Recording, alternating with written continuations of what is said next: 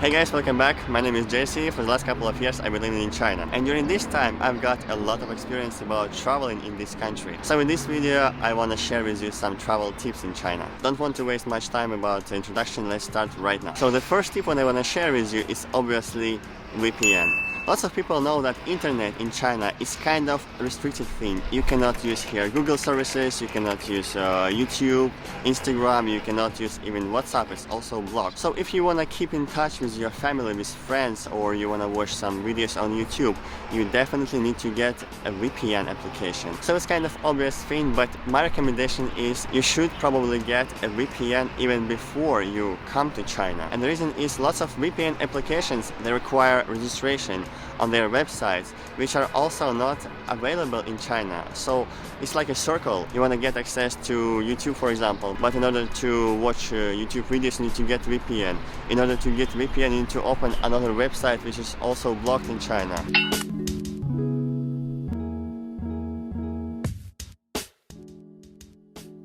So my recommendation, do it even before you arrive in China. That will save a lot of time for you. But if you didn't do this, it's also possible here in China. For example, me, when I came here I didn't download VPN in advance. So I downloaded another VPN which is free, no need to do any registration. Then I downloaded another VPN which I need to register on their website, and using free VPN I registered in a VPN I need to pay for. Yeah, and if you think that free VPN is kind of solution here in China, not really, because it doesn't work very stable and the speed is really low. If you don't know which one you should use, you can leave a comment below. I will let you know which one I use. I cannot say that that is perfect one, but at least it's working like 90% of the whole time, and it's pretty cheap, like 15 RMB per month. Yeah, sure, I want to share with you one thing. You know, before I came to China, I knew that internet here is blocked. But in my mind, it was a little bit different. I thought all these applications, they are blocked in China. But come on, how people can live without Instagram and YouTube and Google? That is impossible. For sure, they know all these services and they use it. All these applications, they are so important. It's like part of our life. And that was a mistake. After I arrived in China, I realized that almost nobody uses it. The thing is, this restricted internet happening here in China for a long time already.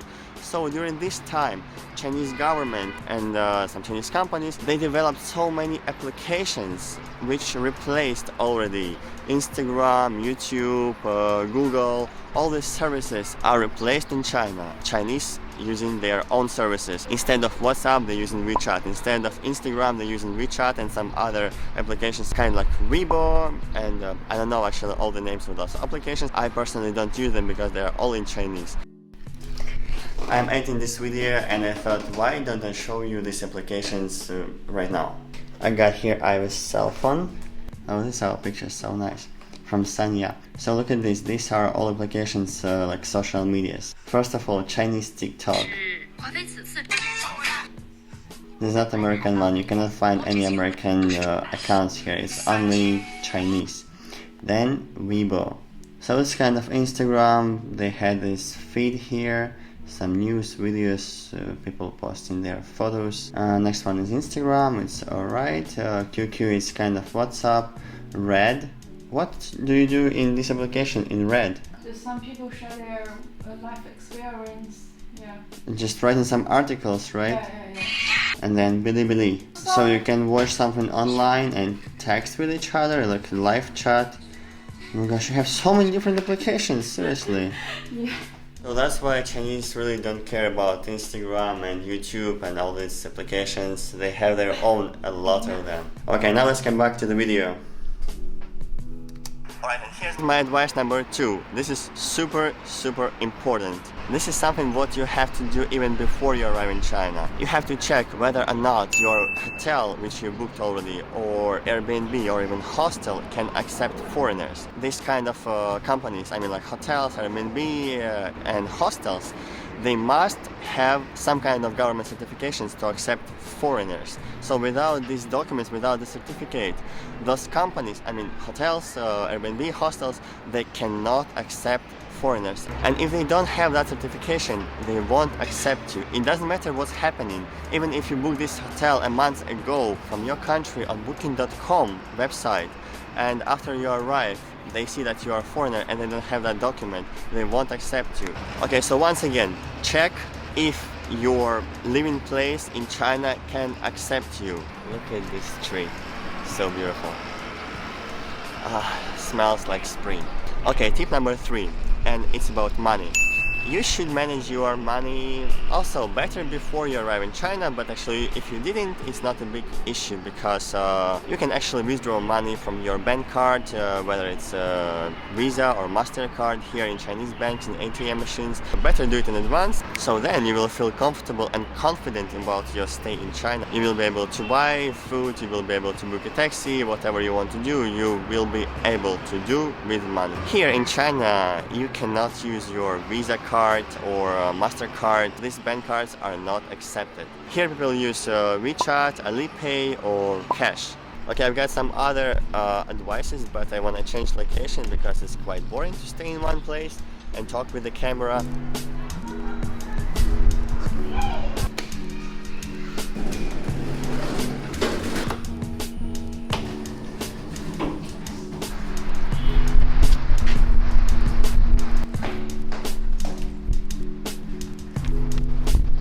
Alright, we are on the roof.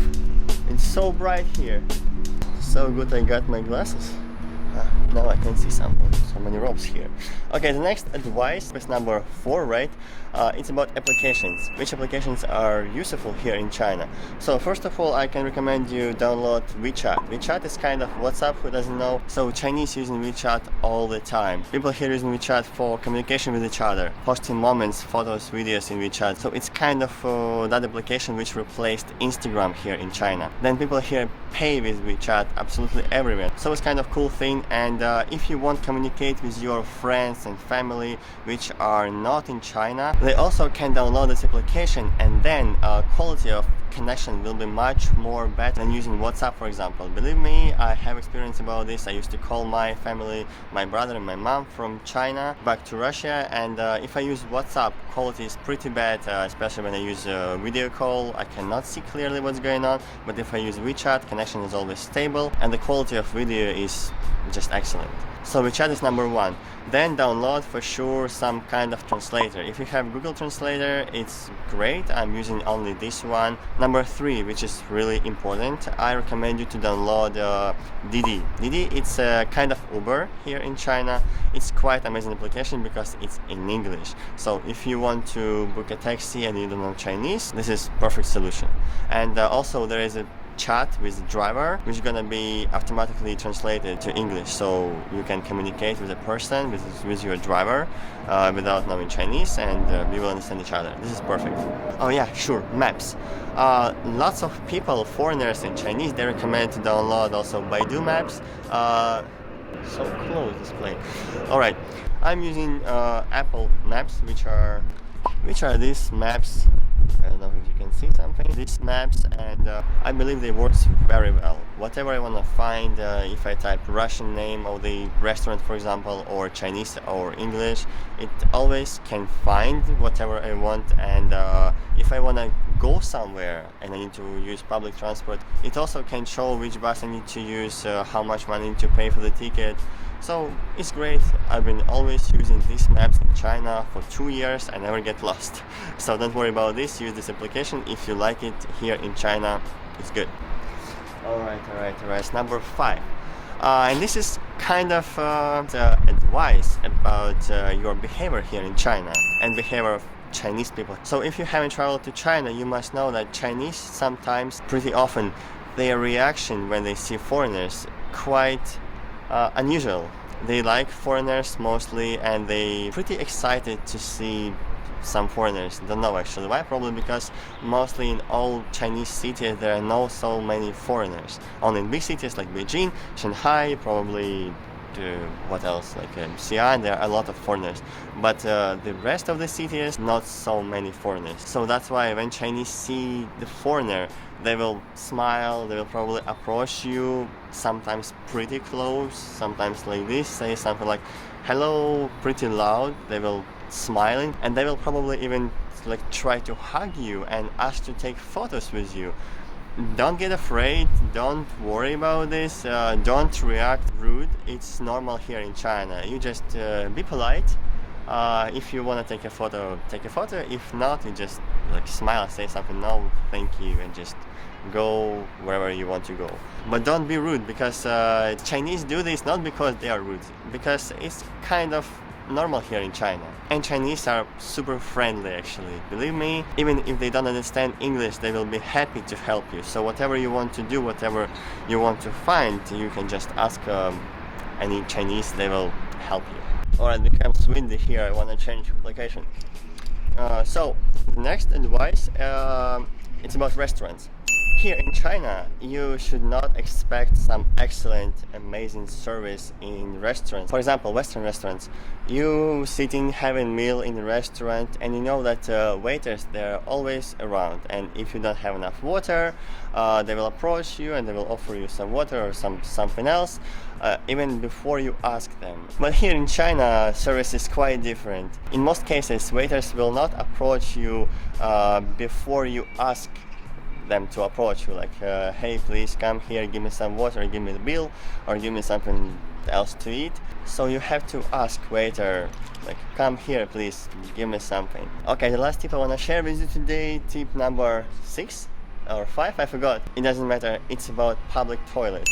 Probably you think why I'm talking about this, but it's gonna be super useful for those who want to travel in China. So public toilets, they're clean, they're free, and there is no any toilet paper inside. So if you want to use public toilets, you should bring your own toilet paper, and you will be happy. Alright, so these are 5 or 6, I forgot, 6 my tips about traveling in China. I really hope those are really useful for you guys, and if they are useful, please give this video a like, subscribe, and share with your friends. It will be really appreciated. Great. Okay, one more thing what I want to do, I want to show you this roof and the area around. So this is 27th floor, like top of the building, and in China almost every time the roof is open for people, they can come here, they can dry their clothes on this, whatever, these ropes, wires, and sometimes they even come here with kids and play these toy cars. Look at this, well, I don't know what's this. This is leek, I suppose, and there is much more. Vegetables, these are tomatoes, I suppose. The shape of the leaf, I think, yeah, it's tomato.